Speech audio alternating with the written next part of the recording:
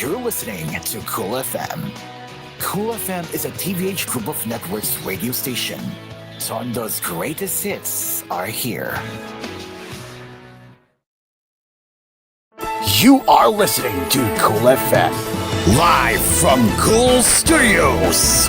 This is koolNews Primetime.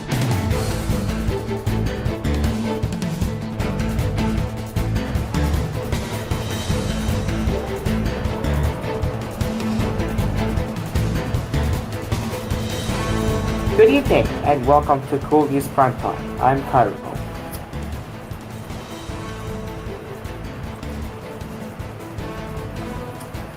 The misreporting of police vouchers to sanitize Davao City's real-time statistics was among the reasons for the reassignment of 19 police station commanders here. Police Brigadier General Nicholas Torres III, Director of Police Regional Office 11, said on Sunday. Torres showed to reporters two books of police bottlers that the blotter validation officer recovered from the Kalinam police station shortly after he assumed office in June. Both books of balloter, covering 2022 to 2023, appear identical, although some entries contained in the first book did not appear in the other.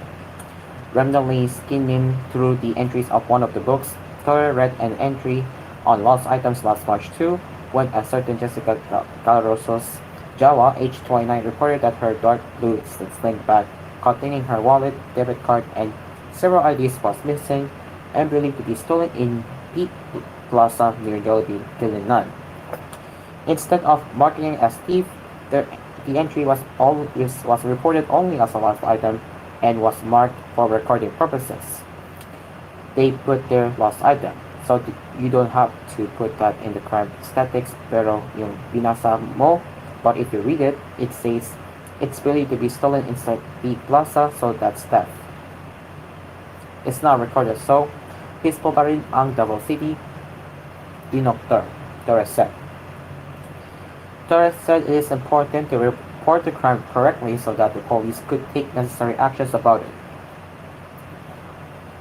But misreporting it or reporting it as if the crime did not happen, the police cannot put in place programs to address the problem.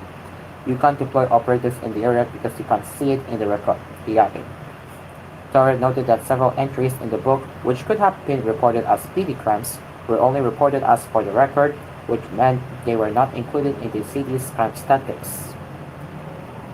In another entry at 12:30 a.m., also on March 2, a complainant reported how a drunk 22-year-old resident of Purok 35 Lagazo, Laningnan district had a heated confrontation with her and had grabbed a knife in the middle of their argument, prompting her to call the police.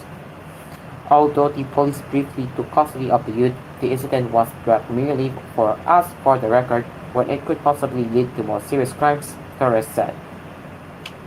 He added that they discovered the sanitized books of blotter during their blotter validation, a standard procedure within the police force, but the police considered misreporting the blotter as a serious offense that could lead to dismissal from service, as it constitutes false reporting and perjury. There's a criminal case for it, Torres said. However, he said he would no longer pursue any further cases against the police station commanders involved. Torres also suspended 4 police officers who handled the case of a 14-year-old girl who reported to the Kalinan police station on July 15 that she was raped by her father.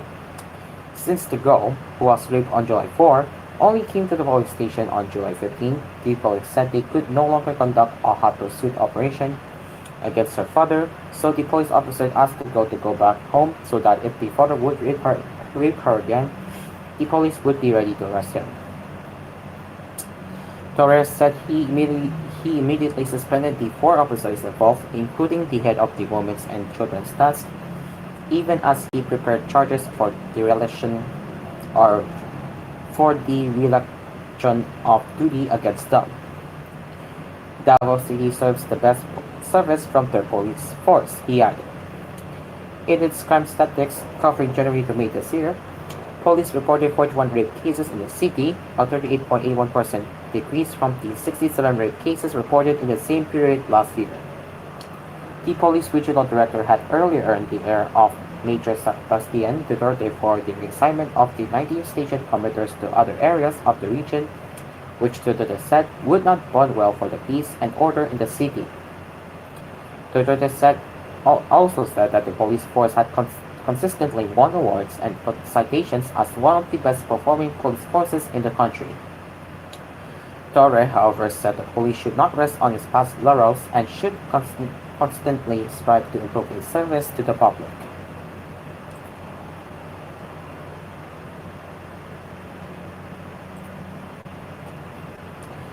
The Philippine Coast Guard has deployed rigged-hull inflatable boats from BRP Teresa Bangua and Escoda Sabina Shoal to aid the Bureau of Fisheries and Aquatic Resources in distributing field assistance to Filipino fishermen.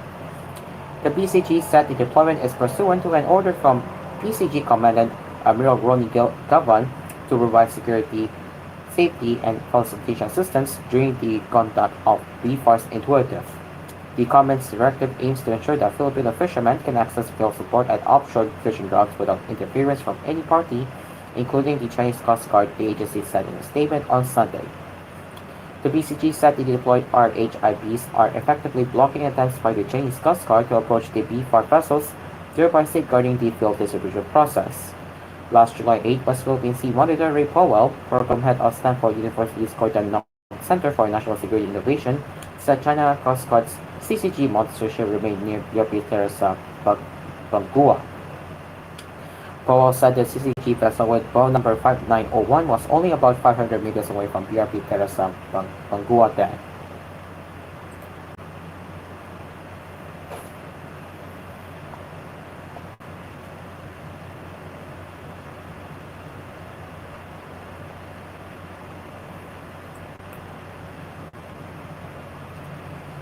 An unidentified gunman shot dead an off-duty police officer near a housing subdivision in General Santos City past 3 a.m. Sunday, August 4, police said.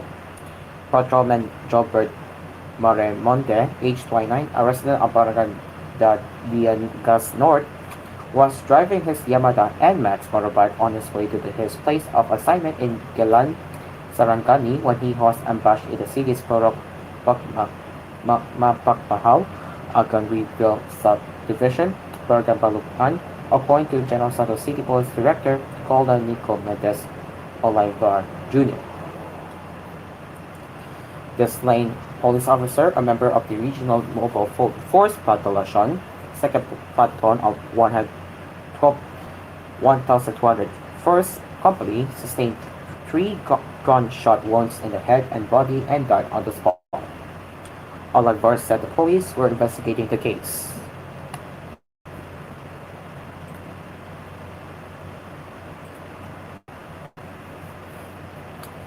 The Presidential Communications Office on Sunday released a list of newly appointed government officials. So here are the list of officials recently promoted by President Ferdinand Marcos Jr.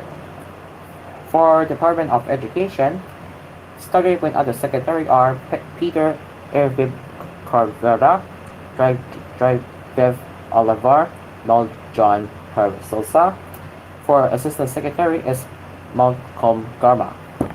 For Career Executive Service Board, for the member are Juda Alvarado, Francesca Noelle Hoang, Amante Liberto, Movie and Television Review and Classification Board, and for Executive Director, Robert DeSiempre. For Department of Agrarian and Reform, for Provincial Agrarian Reform Program Officers 2, Teresa Mabunay, Department of Environment and Natural Resources, Crispian Lau, Member of Private Sector Representative from the Recycling, Composting, or Resource Recovery and Processing Industry, Waylay Heron Ramos, Member of Private Sector Representative from the non-government organizations. For the Department of Trade and Industry, starting with the Philippine Creative Industries Development Council, are Kenneth Kwon Kyu, member of private sector representative of the design domain. For Department of Transportation, Office for Transportation Security, Crisaldo Neves, leading the administrative third. For Supreme Court of the Philippines, with judicial and bar counsel, Joseph Mijab, member representing the private sector, and Professional Regulation Commission for Professional Regulatory Board of Agriculture, Anastasia Norte, Maria Eden Pialdoso, and Lilia Porteres, all of which are the members. It is now 9:11 in the evening, and koolNews Primetime will be right back.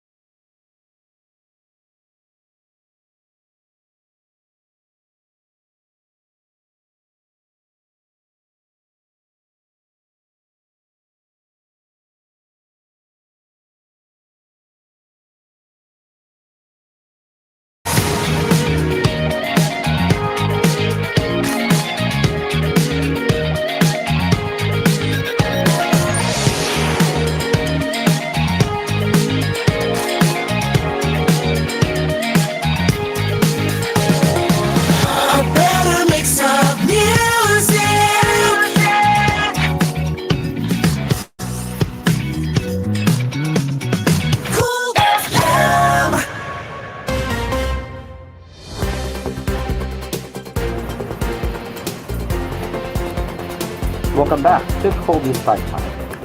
Continuing our headlines with what's happening around the world. A new round of violence in Bangladesh left at least 8 people dead and hundreds of others injured as student protesters clashed with police and ruling party activists on Sunday, officials and media reports said, as protests that began over a government jobs quota continued with demands for the resignation of Prime Minister Sheikh Hasina.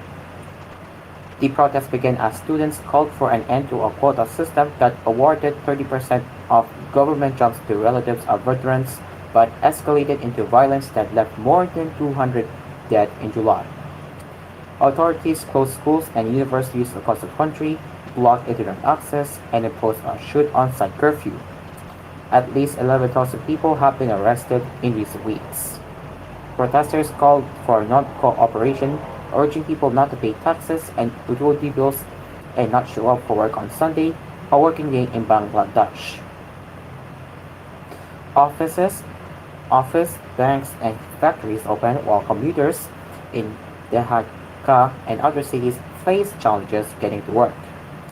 Meanwhile, thousands of members of the ruling Awami League Party and its associated bodies took to the streets for counter protests, raising the risk of violent confrontations. Protesters attacked Banghu Sheikh Mujib Medical University, a major public hospital in Dhaka's Chapak area, torching several vehicles. In Dhaka's Uttara neighborhood, police fired tear gas to disperse hundreds of protesters who blocked a major highway. Protesters attacked homes and vandalized a community welfare office in the area where hundreds of ruling party activists took positions. Some group bombs were detonated and gunshots were heard, witnesses said. Abu Hena, a hospital official in Mashiganje district near Dhaka, said 2 people were declared dead after being rushed to a hospital with injuries. Jamuna TV station reported another 6 deaths in Bogura, Mangura, Rangpur, and Siraj districts where the protesters backed by the country's main opposition Bangladesh Nationalist Party clashed with police and the activists of the ruling Awami League Party and its associate bodies. Users complained of disruptions in mobile internet service on Sunday afternoon, and many others faced problems accessing Facebook. The protest began last month as students demanded an end to a quota system that reserved 30% of government jobs for the families of veterans who fought in Bangladesh war independence since against Pakistan in 1971. As violence rested, the country's Supreme Court scaled back the quota system to 5% of jobs, with 3% for relatives of veterans, but protests have continued demanding accountability for violence the demonstrators blamed on the government's use of excessive force. The quota system also includes quota members of ethnic minorities and disabled and transgender people, which were cut from 26% to 2% in the ruling. Sheena's administration has blamed the main opposition Bangladesh Nationalist Party and now banned right-wing Jamaat-e-Islami Party and their student wings for instigating violence, in which several state-owned establishments were also torched or vandalized.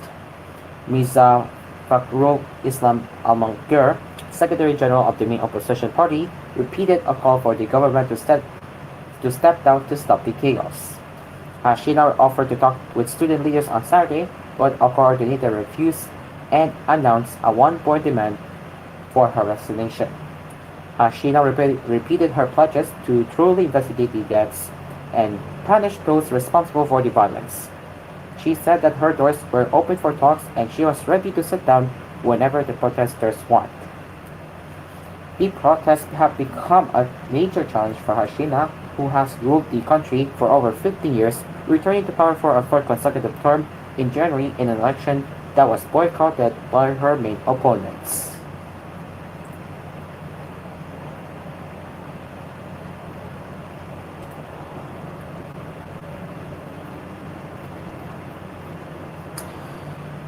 Police warned Sunday that efforts to deal with the violence that has erupted across towns and cities in recent days in the wake of a stabbing rampage at a dance class that left 3 girls dead and several wounded means that other crimes may not be investigated fully. The warning comes a day after thousands of people were arrested as far-right activists face off with anti-racism protesters across the UK, with violent scenes played out in many locations across the UK, from the Northern Ireland capital, Belfast, to Liverpool in the northwest of England and Bristol in the west. Further arrests, further arrests are likely as police score CCTV, social media, and body-worn camera footage. In just one incident on Saturday, Merseyside police said about 300 people were involved in violent disorder in Liverpool, which saw a community facility being set on fire. The Spell Lane Library Hub, which was opened last year to provide support for one of the most deprived communities in the country, suffered severe damage to the ground floor.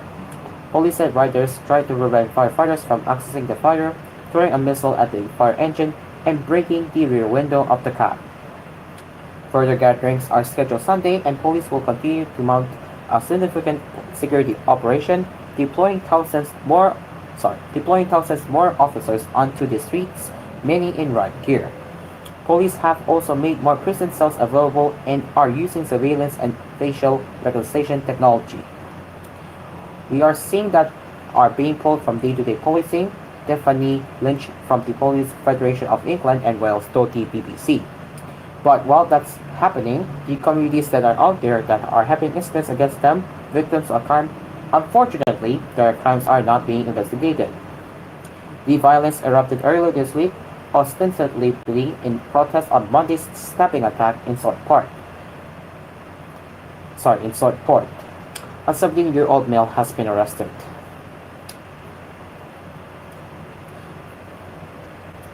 False rumors spread online that the young man was a Muslim and an immigrant, fueling anger among far-right supporters. Suspects under 18 are usually not named in the UK, but Judge Andrew Manary ordered ex-Sal Rudakubana, born in Wales to Rwandan parents, to be identified in part to stop the spread of misinformation. Police said many of the actions are being organized online by shadowy far-right groups who are mobilizing support online with phrases like "enough is enough," "save our kids," and "stop the boats." Counter-protests are also anticipated with the organization Stand Up to Racism. Far-right demonstrators have held several violent gatherings since the stabbing attack, clashing with police Tuesday outside a mosque in Southport, near the scene of the horrific stabbing, and hurling beer cans, bottles, and flares near the Prime Minister's office in London the next day. Many in Southport have expressed their anger at the organized acts of violence in the wake of the tragedy. The attack Monday on children at the Taylor Swift team summer dance class shocked a country where knife crime is a long-standing and vexing problem, though mass stabbings are rare. Rudakubana has been charged with murder over the attack that killed Alice da Silva Aguirre, age 9, Alice Stancombe, age 7, and Bebe King, age 6. He has also been charged with 10 counts of attempted murder for the 8 children and 2 adults who were wounded. Britain's new Prime Minister, Keir Starmer, has blamed the violence of far-right hatred and vowed to anti-mayhem. He said police across the UK would be given more resources to stop a breakdown in law and order on our streets. Policy Minister Deanna Johnson told the BBC that there is no need to bring in the army to help police in their efforts to confront the violence.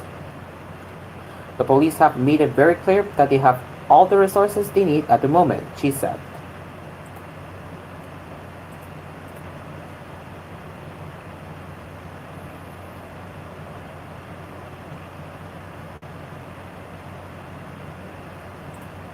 And finally, in sports news,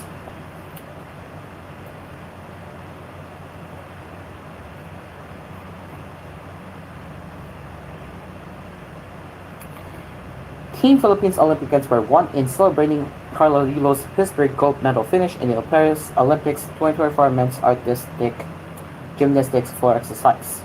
Congratulatory messages from athletes, celebrities, and sports fans poured in for the country's second Olympic gold medalist after ruling the competition with a stunning performance, which earned 15.000 points on Saturday.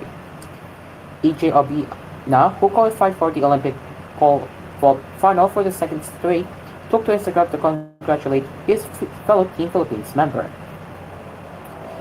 Ali, Alia Finnegan, one of the three Filipino-American gymnasts who competed in the Olympics for the first time in 6 decades, witnessed Yulo's historic routine at Percy Arena. Emma Balabuyo and Levi Jung Vivar, who saw action in women's artistic gymnastics with Finnegan, also posted Instagram stories to celebrate Yulo's success. Boxer Irmão Marcel, who was eliminated in his campaign opener but is enjoying his time in Paris, posted a picture of him with Yulo, relinquishing the country's first gold so far in the 2024 Olympic Games. Filipino fencer Sam Katatan also reposted a couple of congratulatory posts about the gold medalist's success. Katatan and Marcel were also seen watching Rio Villegas quarterfinal win in one room, posted by rower Johnny Delgado. And Tokyo Olympics weightlifting champion Hayden Diaz, who delivered the country's first gold in 97 years, was quick to congratulate Yulo, giving him meaningful advice and assurance that she's always there for the 24-year-old gymnast. And that is it for koolNews Primetime. As always, you can get in touch with us at tvh.philippines.news@gmail.com. And we will be back serving you the news headlines tomorrow at 12 noon, while in the mornings you'll be hearing the hookup of DCW programs right here on koolFM, after brings to you on koolFM. Until then, I am Carlo. Repeat that. Until then, I am Carlo, and we wish you a blessed night, and we will see you tomorrow. Good night.